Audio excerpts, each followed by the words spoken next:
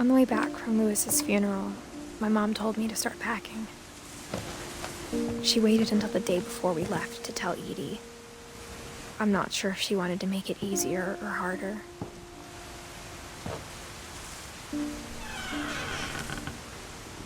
I wish we'd stayed.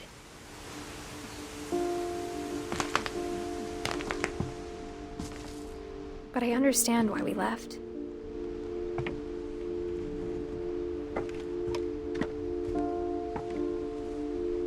My mom ended up leaving everything behind. What happened that night had been coming for a long time. Maybe it should have come sooner.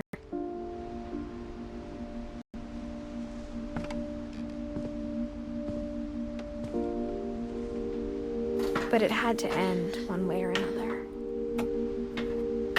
All that's left now is to tell you about that last night.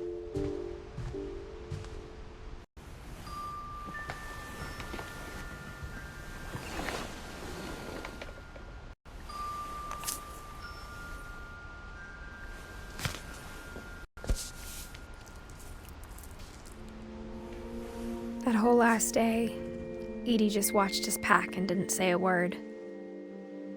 Until supper, when she raised her glass and said, "To our final night together, and all our final nights apart." Grandma, you know what I said about alcohol. Some of your medications are very Edith, specific. I left a present for you in the hallway. Why don't you go open it? The grown-ups have to argue now. I'm sorry, you're right. We're all leaving tomorrow. Let's just enjoy our last... I'm not leaving. Edith, you're excused.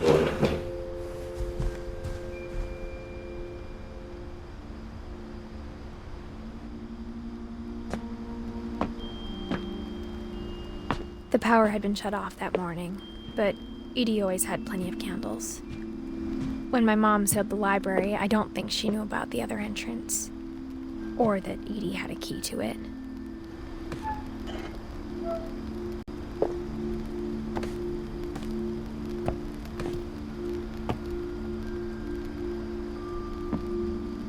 The thing you're afraid of isn't going to end when you leave the house.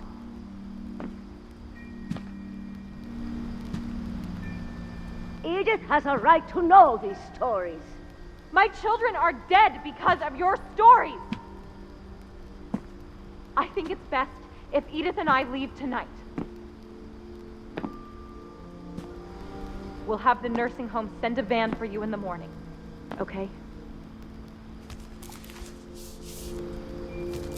Dear Edith, there's so many stories I wish I could tell you, but there's only time for one. This is about what happened on the night you were born. That night, the tide went way, way out.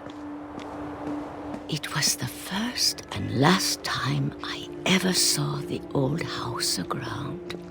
There'd been an earthquake out in the middle of the ocean.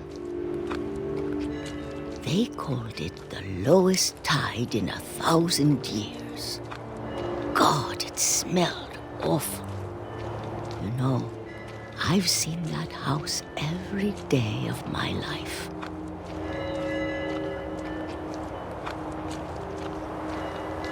But I never thought I'd go back to it.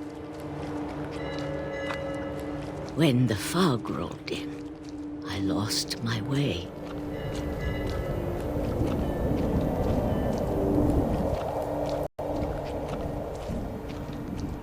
I got turned around.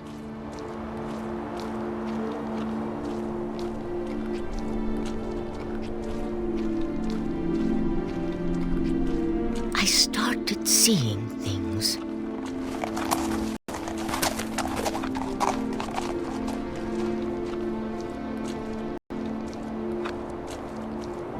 Things I'd forgotten had ever existed.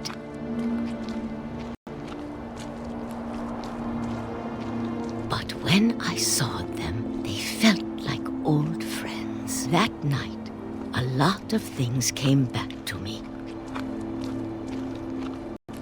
Or maybe I came back to them.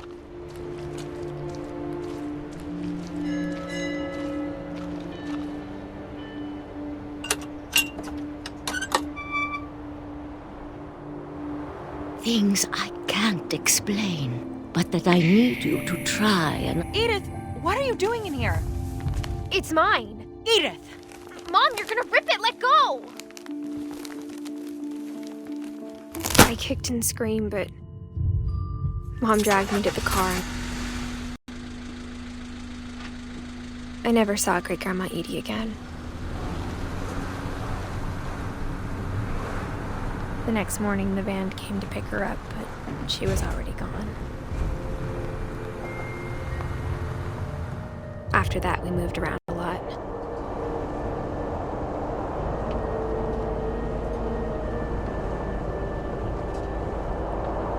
We both tried to make the best of it.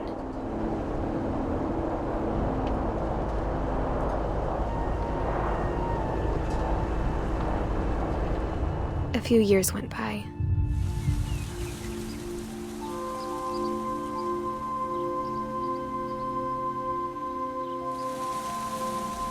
My mom didn't like to talk about it, but she started getting sick a lot. The rest happened pretty quickly.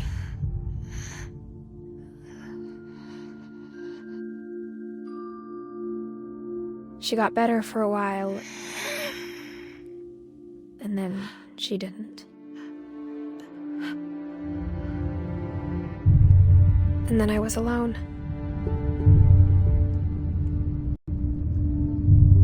The last Finch left alive.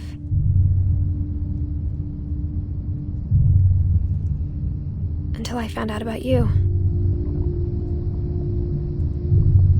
I'm still not sure what to tell you about all this. If we lived forever, maybe we'd have time to understand things. But as it is, I think the best we can do is try to open our eyes.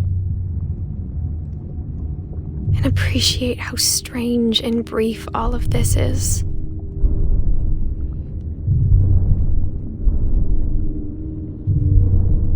This journal was supposed to be for you. But now I hope you'll never see it. I just want to meet you and tell you all these stories myself. But I guess if you're reading this now, things didn't work out that way.